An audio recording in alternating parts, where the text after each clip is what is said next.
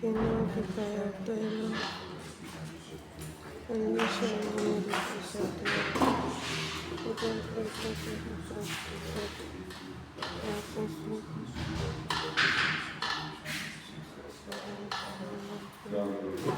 all our thanks and all thy praise. O God, make us to help us. As it was in the beginning, is now, and ever it shall be, world without end. Amen.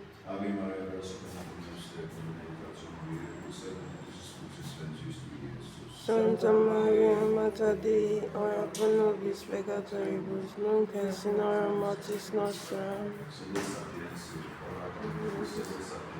Ora pro nobis, ora pro nobis. Amen. Dear brethren, welcome to today, the first Sunday of Pentecost. So we are here to discuss Freemasonry, and the subversion of the Catholic Church. We have the author of the Masonic blueprint for the subversion of the Catholic Church. Of course, they know they cannot destroy, the Freemasons know they can't destroy the Catholic Church. So what they try to do is to infiltrate, to subvert from within, to bring in principles to weaken the Catholic faith, bring in the principles, make Catholics believe that the principles are okay, while they profess Catholic principles. Sometimes we can just add one or two of these things, the good ones among it, good principles amongst it. You see the deception, add it to the Catholic faith and believe it. So that was led to the liberal Catholics of the 19th century, down to what they call it, the ecumenical Catholics, the progressive Catholics, and so on and so forth. So we are going to deal with it in details, and we are going to deal with the fact that these so-called modern errors emanated from the Protestant Reformation, came through the Enlightenment of the 17th, 18th century, and also the French Revolution of the 19th century, 1879. Of course, equality, what they call it, fraternity, or whatever. Yes. So of the French Revolution. So we are going to discuss it in details, and then we come to see that the Freemasonic thought is not something that just started today. The problems we are passing through in the modern world did not just start today. There was an infiltration. There was a gradual corruption of the morals, of the thinking of both statesmen and churchmen for over 300 years. It was a gradual process, so that even at the 19th century, there were already liberal bishops that were liberal-minded. We even come to see that Pope Pius X, in terms of Pius IX, they say Pius IX, before he ascended the papacy, had a liberal mindset, and they wanted to use him. But as he entered, they already converted him, and he became a strong pope, condemning in anathematical terms, say anathema to different, what they call it, modernists, to the so-called liberals, because they call them liberals then. So during that time, they can't say call them modernists. From modernists during the time of St. Pius X to calling them progressivists during the Second Vatican Council. So we can see that what's happening to us here, Our Lady predicted it in good success. Remember, before anything happens, Our Lady predicts. Before the formation of Freemasonry, Our Lady mentioned the name Freemason. I already mentioned it. There's going to be a group that are going to be formed that are going to be called Freemason. Our Lady mentioned it. Because the devil has his plan for the pit of hell. So before he executes his plan, he goes to take permission. God gives the permission. Remember the case of Pope Leo XIII, right? The devil went to take permission from God. His church is flourishing. Just give me only one. Give me some time. I'm going to strike. I'm going to destroy your church. You can't destroy the church. That's what God told him. Okay, I need a time. Give him a time. 100 years. He just have 100 years to do whatever he wants to do. And that was in the 19th century. And in exactly 100 years, you saw what happened. That was in 18 something. In the 1950s, 1960s, exactly 100 years, Vatican II came. That's the culmination of all the errors being accepted by the church. Not the Catholic Church, but the infiltrated church in Rome. The Catholic Church being submerged by liberal principles. The Catholic Church being hijacked by liberals. Because the Catholic Church cannot be destroyed, and the Freemasons know that. That's why they have to infiltrate it. But in any case, there were two different people in the Vatican that, as of that time, that were fighting. Those that were for tradition and those that were modernists. So I'm going to read this permanent instruction of the Alta Vendita. The few Catholics know of the permanent instruction of the Alta Vendita, a secret document written in the early 19th century that mapped out a blueprint for the subversion of the Catholic Church. Subversion, because they know they can't destroy the Catholic Church. The Alta Vendita was the highest lodge of the Carbonari, an Italian secret society with links to Freemasonry, and which, along with Freemasonry, was condemned by the Catholic Church. Father E. Cahill, SJ, in his book Freemasonry and the Anti-Christian Movement, states that Alta Vendita was commonly supposed to have been, at the time, the governing center of European Freemasonry. The Carbonari were most active in Italy and France. Of course, the Alta Vendita, the highest lodge of the Freemasons in Italy, is Alta Vendita. That's the name of the lodge. Alta Vendita. Alta. Yes, A-L-T-A, then V-E-N-D-I-T-A. Alta Vendita. Now, the what do you call it? The Italians, they call their own Freemason, they call it Carbonari. A branch, just like we have a branch of Freemasonry is Illuminati. A branch of Freemasonry is also Carbonari. There's another branch of Freemasonry which I'm going to mention. So the branch of Italian Freemasonry that's called Carbonari is what we can see. So they have different names, but they are Freemasons. Don't be surprised, some of these so-called clubs you hear of, Rotary clubs, are all branch of Freemasons. They are. All those so-called big men that belong, yes, they are all branch of Freemasons. There is a Freemasonic lodge close to Shell headquarters in what they call it, Lagos Island. There's a Freemasonic headquarters, but many people don't know this. But the oil workers know, and my friend that works there know. He showed me the place. But sometimes they don't show it publicly. Sometimes these days they don't care. They don't hide anymore. They are clueless. They even show it because they know that almost everyone that can say that Freemasonic hall. They're supposed to in abroad they do, but here in Nigeria they might not write it. But those that know. Freemasons are everywhere, even in Nigeria they are here. So I continue. Then in his book Athanasius and the Church of Our Time, Bishop Rudolf Grabal quoted a Freemason who declared the goal of Freemasonry is no longer the destruction of the church, but to make use of it by infiltrating it. The goal of Freemasonry is no longer the destruction of the church, but to make use of it by doing what? Infiltrating it. To infiltrate.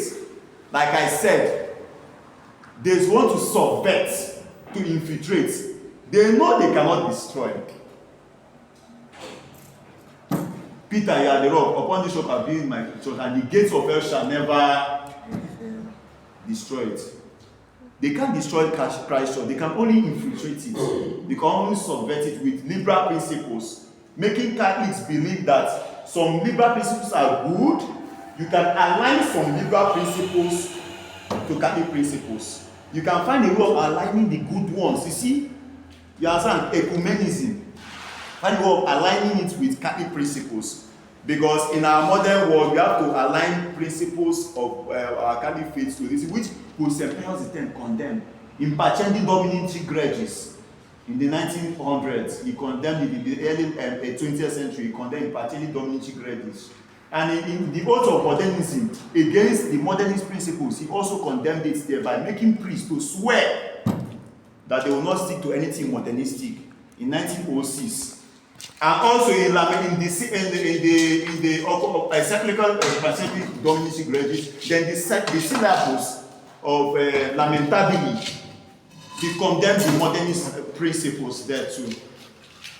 So, and Pope St. Pius X is a pope against modern errors. He says that modernism is a heresy, and heresy is a sin against the Holy Ghost. So, we as Catholics, We must combat the modern principles with all our might, begging Our Lady for our intercession, because she is our only hope. She is the one that will help us to combat the Freemasonic errors of modernism and all the isms, naturalism, and all of them, which are being taught in our so-called universities. Pope Pius X, St. Pius X, as we go on to read later on, but I will explain briefly, expelled and excommunicated many university professors and seminary professors that were in the academy. He expelled them. Not just expelled them, the ones that refused, after expelling them, the ones that refused to stop preaching errors, he excommunicated them. So that not only expelling them from the universities, they stopped coming to church. He stopped them from coming to the Catholic Church, because they were causing great moral dangers and dangers to the faith, most importantly. Okay, so in his book, in other words, since Freemasonry cannot completely obliterate Christ's church, that cannot completely destroy the Catholic Church, it plans not only to eradicate the influence of Catholicism in society, but also to use the church's structure as an instrument of renewal, progress, and enlightenment to further many of its principles and goals. The strategy advanced in the permanent instruction of the author of entire is astonishing in its audacity and cunning. From the start, the document tells of a process that will take decades to accomplish. Those who drew up the document knew that they would not see its fulfillment. They were inaugurating a work that would be carried on by succeeding generations of the initiated. The permanent instruction states, in our ranks, the soldier dies and the struggle goes on. The instruction called for the dissemination of liberal ideas and actions throughout the society and within the institutions of the Catholic Church, so that laity, seminarians, clerics, and prelates would, over the years, gradually be imbued with progressive ideas. This instruction, Alta Vendita, made it possible for liberal ideas to be spread along churchmen, statesmen. Statesmen, of course, is the laity. The churchmen is those within the ranks of the church, the priests and what they call it, the bishops and the cardinals. So this particular document made sure that things did not happen well in society, because people started being imbued with the wrong ideas of Freemasonry, the ideas of liberalism, which gradually brought about a society that will be fit to accept Vatican II, so that the minds of the people were already being infiltrated with so-called enlightenment, with so-called revolution. First of all, it started with the enlightenment of Marxism, of communism, of all the people that taught all those isms. Then gradually entered into French Revolution of 1789, that made the thing so poignant that up to the extent that they killed a lot of people. They murdered bishops and priests. That one, the French Revolution of 1789 was the culmination of the Enlightenment. So the 17th, the 18th, and 19th century were already having these evils amongst them. We were already having it gradually, which was quite unfortunate.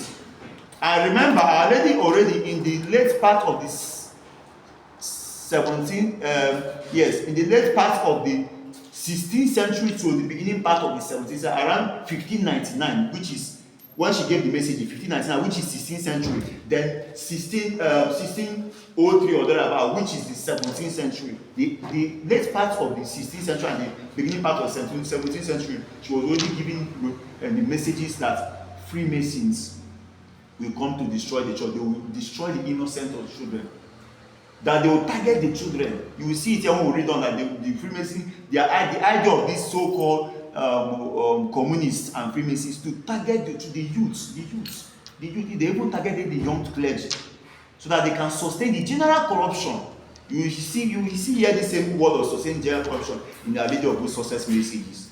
So it's like that. So anything that happens in our world, Our Lady talks about it hundreds of years before it happens. So we should not take Our Lady for a joke. We should take Our Lady seriously. Then we go on to continue our reading. Then we see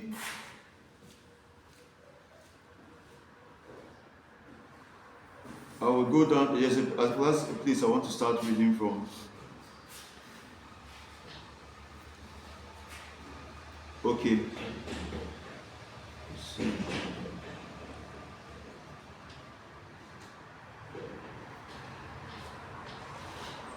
Okay, throughout the 19th century, society had become increasingly permeated with the liberal principles of enlightenment.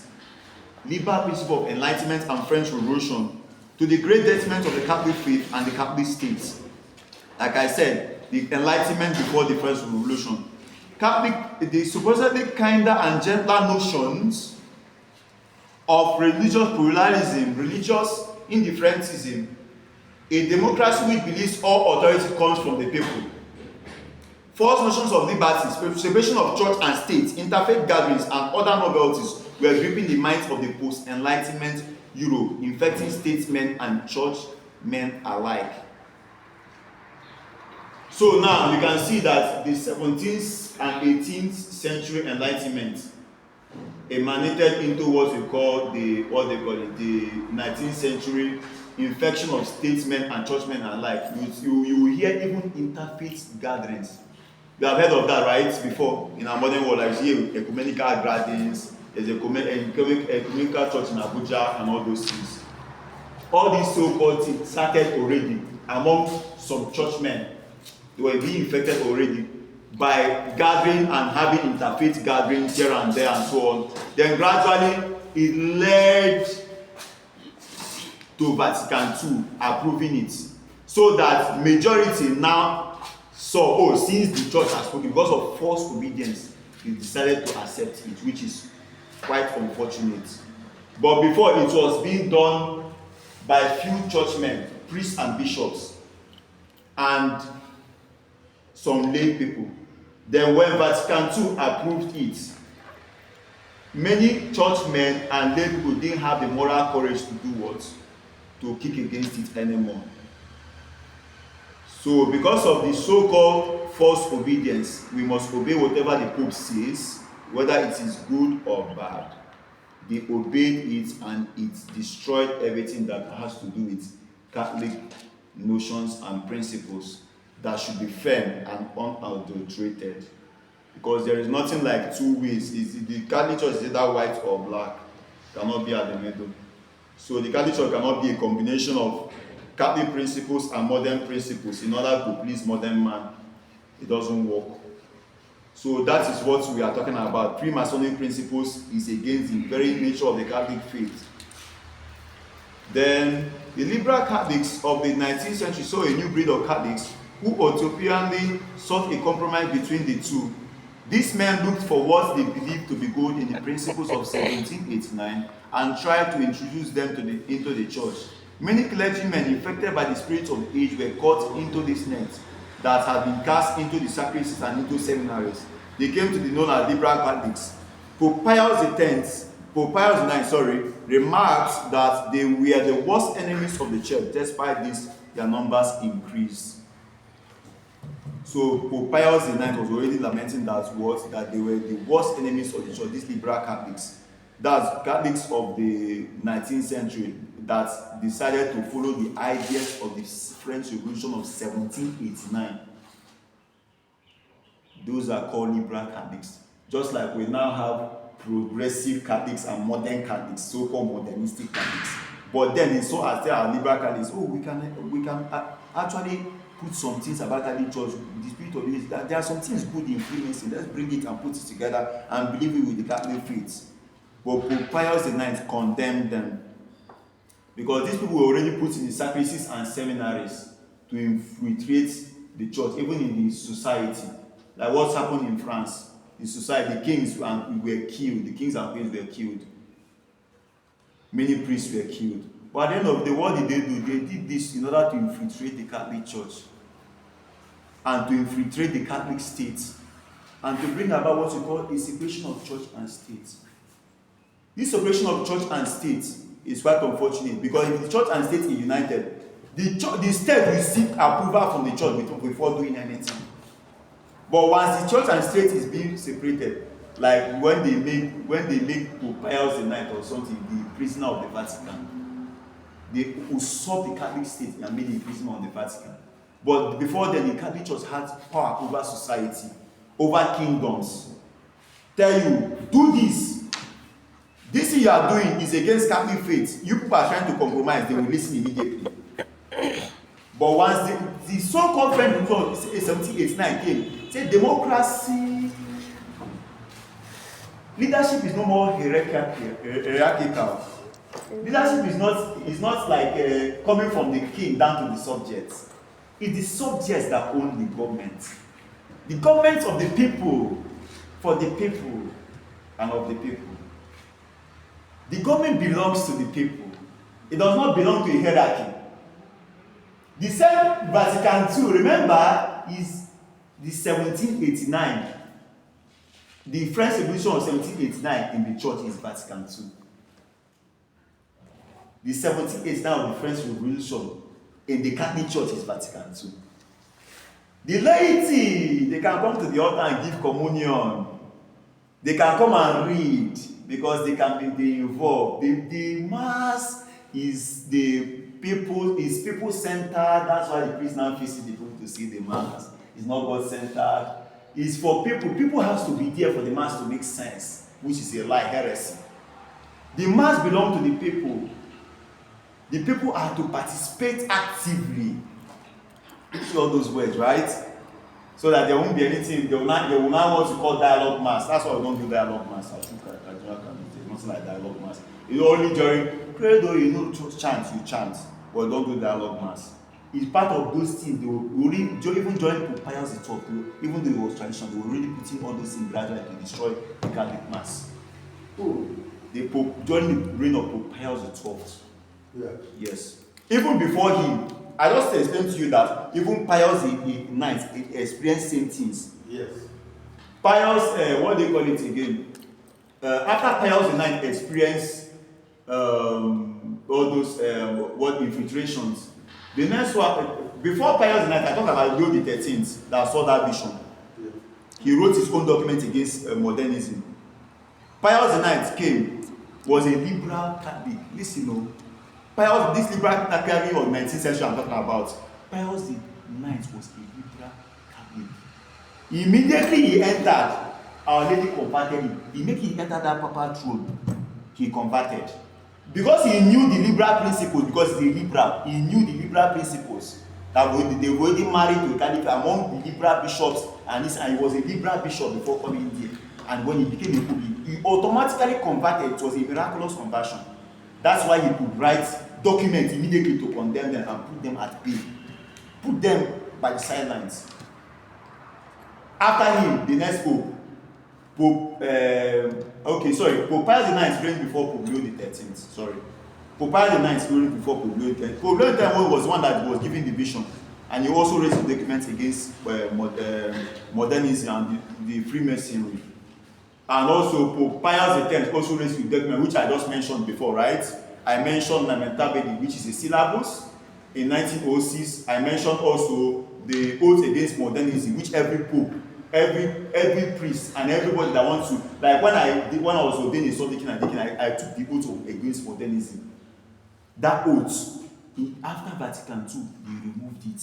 After Vatican II, they removed the prayers at the foot of the altar. St. Michael the Archangel and 3 Marys. After Vatican II, they removed the oath against modernism. Before I was ordained a sub-deacon, I swore that oath. Before they ordained sub-deacon and the same, but before they even ordained me sub-deacon, I even swore the oath before they even ordained me into others. Is that serious? Seminary professors, even university professors swear it. Pope St. Pius X gave that is a pope. Is a pope who saw the future. Is a prophet. He who jokes with Pope St. Pius X as a traditional Catholic is joking with his soul salvation. I know what I'm saying. That is why Archbishop Marcel Lefebvre can actually call a society of St. Pius X. He's a pope for our modern times. Among all the popes, he's the one that did the most active thing to make sure he brings those people at bay. But he don't really say, when I die, that these people are only trying to resurface. Very soon they will resurface. When I die, they will resurface stronger.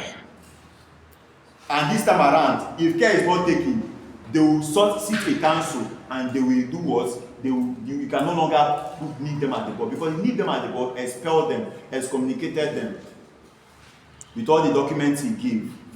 But at the end of the day, after Pope St. Pius X dealt with the modernistic and Freemasonic principles, condemned them and removed people who are in power trying to destroy the Catholic Church. Though they were only infiltrated because they can't destroy the Catholic Church.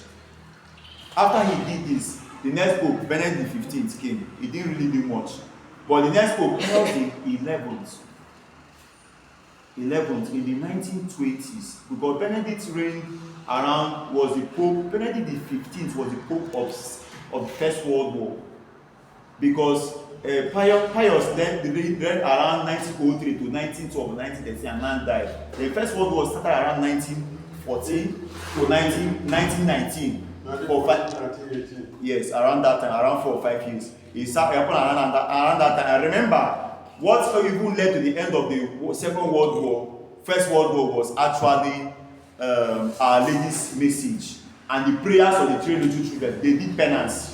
That all led to the end of the First World War.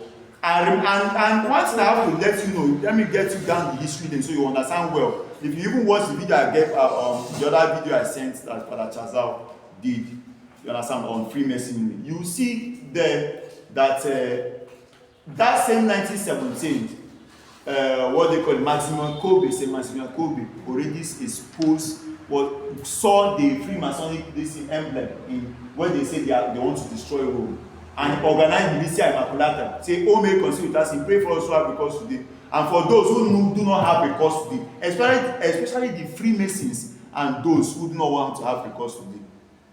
Especially the Freemasons, he added it to that prayer, Saint Maximilian Kolbe. Yeah. And the priest that formed the Militia Immaculata. He wasn't even aware of the 1917 messages at Fatima, but he was in his own bit in his country, Poland. Because he saw that the Freemason was actually found, the Freemason and the communist agenda was founded in the most radical way in 1917. In a very radical way. And they killed a lot of churchmen and so on. So even though it had been formed many years before, but the communists itself, which is a branch of Freemason, was formed in 1917.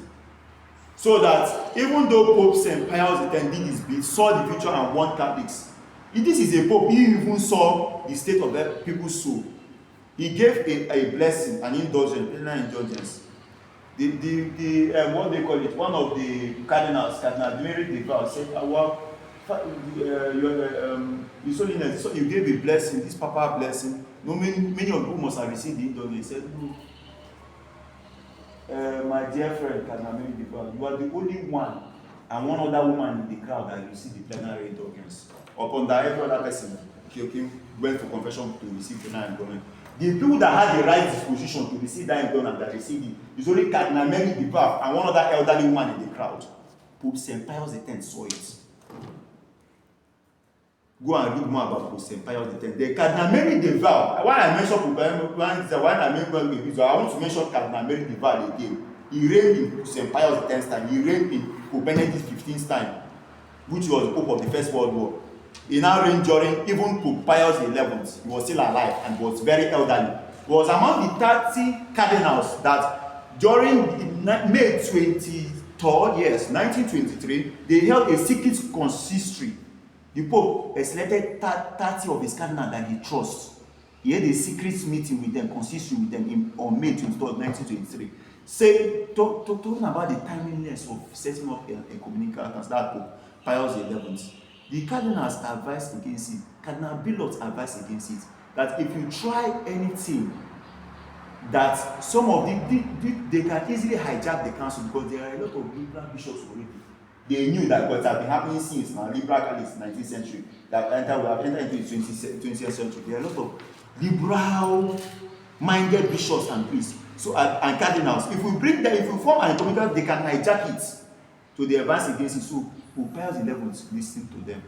Then Pius XII came in, and in 1948, he condemned in the encyclical, what do you want to encyclical again?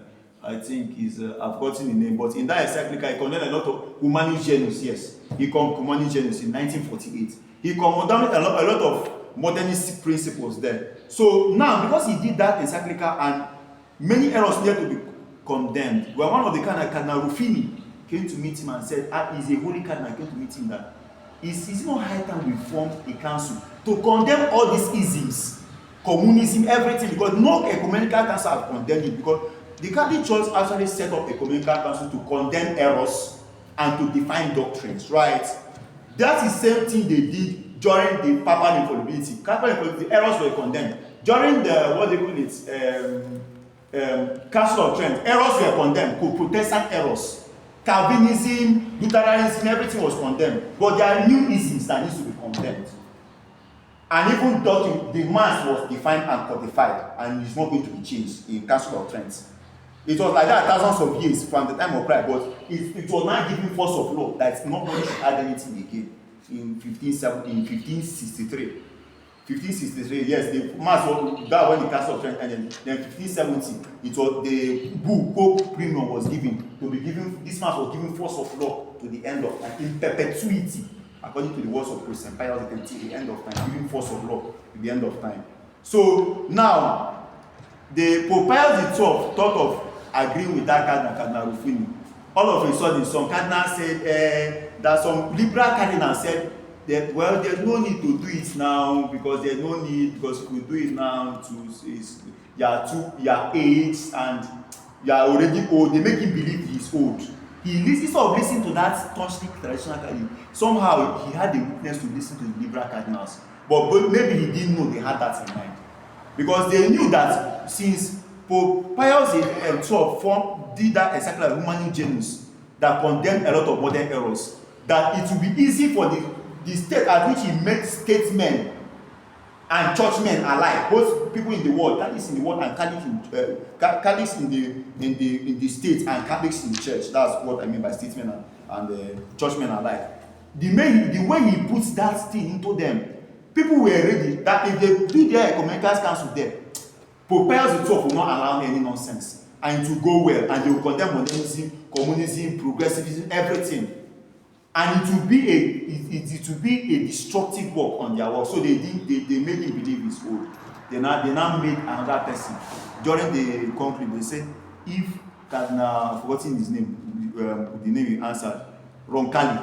That's Roncalli. Yes, John the 23rd. If Cardinal Roncalli enters there, he's a man. He will do an ecumenical council. The ecumenical council, and you now see the fight between the liberals and true Catholics. So what I will round up the talk because time is going. What I would like us to know from this, well, I'll send the book that I say you can read, is that liberalism is real, and we must conquer it with our minds. How do you conquer it? Read Our Lady of Good Success, pray your rosary, wear your scapular, consecrate yourself to the Immaculate Heart of Mary. Practice devotion to Our Lady of Good Success. The message is for our times. Read it in total. Read the message of I will spend my last money by God's grace. God provide money to make sure Our Lady of Good Success is spread. Because it's the one that talk about all these things. But can mention the time that the council will read, the exact time in 1950s, 60s. So we have to stick to Our Lady of Good Success, stick to Our Lady of Fatima, Our Lady of Lassette, through devotion to Our Lady. And never neglect to invoke her under the title of Our Lady of Good Success. And read your Catholic faith. Read more about the Catholic faith. Many of us do not know because we do not read. If we read, we will understand. If we understand, we will practice. How can we get what we need to practice if we do not read? We need to read so that we can know our faith and defend it. And never you be shy out of human respect to defend your Catholic faith. Don't be shy to do the sign of the cross in public. Don't be shy. And don't be shy to seek Catholic prayers in public. You are not saying that attract any attention, but you just said it because you just have to save that moment. You are not, because we don't shout. But don't be afraid that I say, so that nobody will think that I am trying to show myself. Not showing yourself, do the sign of the cross in public. Very important. Cassocks and marriage of women, marriage of priests marrying was one of the things. So you can see what's happening in Nobusodo. Many Nobusodos keeping concubine and they are not wearing their cassock. They show themselves with blue jeans and all those things. Cardinal Ratzinger was among the people that infiltrated the Vatican Council, Perity. Yeveskonga, Shilebex, many of them, modernists. Kanaresinga is not to be spared. Obey, you claim he's a fox. You claim he wants to support, he supports traditional Catholic. He's a fox. During Vatican II, he wore tie and coats to come to Vatican II. Kanaresinga is a dangerous person. So let us ask Our Lady to stick to what is right, to the Catholic faith, to never compromise. But how do we do that if we don't? We need to pray to Our Lady and ask Saint Joseph for intercession. Because Saint Joseph is the terror of demons. Having whom may reconcile with our sin. Pray for us, because Whom may reconcile with our sin. pray for us, because Whom may reconcile with our sin. pray for us, because If you have any question, I just want to give maybe like 2 or 3 minutes for free questions. If you have any questions, you can ask. Yes. Thank you. Good morning. Yeah. Thank you so much for this talk. I think that respecting the wish of this talk is my WhatsApp. Okay. Yes. Secondly, I need to make this contribution. Yes. Slight contribution, Yes. especially to our youth. All these people come up with all kinds of They ideas. need to be careful. And they start citing Martin Luther. What is that name? Martin Luther King Jr. It's not King. The King is a Martin African Luther. American. Okay. Ask them this simple question. I think his blasphemous teaching was in the 1500s, that's 16th century. Yes. Very correct. Very simple. Before Yes. then, the church had existed about 1,500 years before Yes. that blasphemy. Mm. You ask them this question. The questions that Candace Owens' husband asked her, she couldn't answer it. And now Candace Owens is now a traditional Catholic, and she's leading the Catholic fight. For those of you that are familiar with what the trendy social media news, this independent media outlet, Yes. you know who Candace Owens is. Yes. The question is this, you ask them. So are they saying that before Martin Luther King, nobody went to heaven? That's a simple question. Yeah. So nobody went to heaven until when the Protestants started. You ask them that question, Mm-hmm. you throw them off balance, and then you yourself, you ask that question that question. If you are having doubt about the true Catholic faith, does it mean that before they changed the skin, nobody went to heaven? And then you have to deep and realize that where you are is a holy place to be.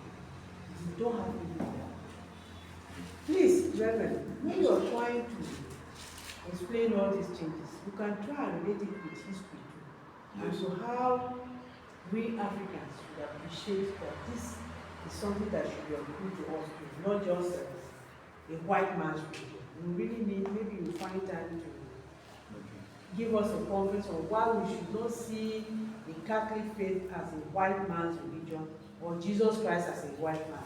That will also help us too. Thank you. No problem. Thank you. Any other question? Any question again? That would be a question to ask. And sometimes if you are shy to ask the question publicly, you can always ask me, meet me and ask me privately. I'll answer the question. And that will also help me. The question you ask me will also help me for my next class. So everybody is free to ask questions if they want. But since we don't have any questions, I think I need to end. Have a America sweet also. Pray for us,